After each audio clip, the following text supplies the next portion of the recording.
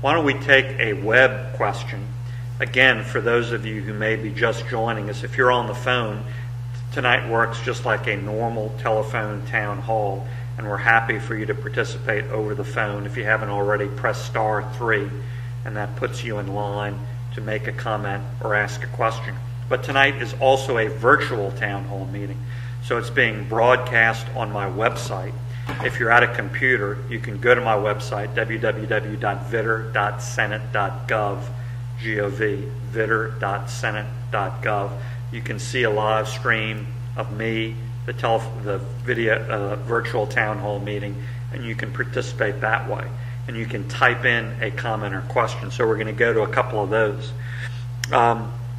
First of all, let's go to the Brown family. I'd like to know what you're doing to stop the president from usurping the Constitution by going around Congress with his executive orders. That's a great question, and that's a big concern of mine. I'm involved in a number of different actions to push back on what I consider unconstitutional actions by the administration, by the president, actions that go beyond his proper constitutional authority. And there are 10, 20 cases I could talk about. Let me mention a couple. One is significant. We scored a significant victory. Some outside citizens groups filed suit claiming that President Obama unconstitutionally made some appointments because he said there were recess appointments, but the Senate was not in recess. And so that went to the courts, and the courts, federal courts, just ruled in favor of these private citizens who said the president's action was unconstitutional.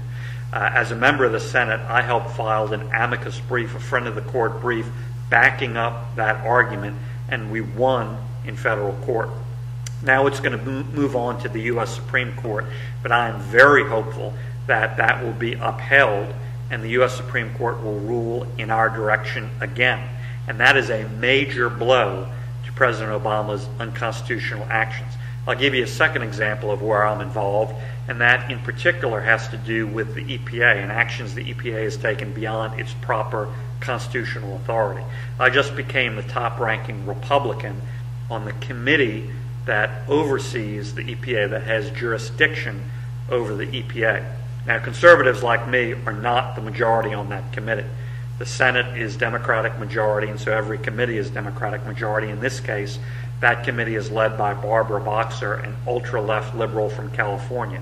So she's not going to agree with me on any of this stuff. But still, as the top-ranking Republican, we're pushing back, asking a lot of questions, doing a lot of oversight, demanding answers to our questions on these areas where the EPA has superseded its authority.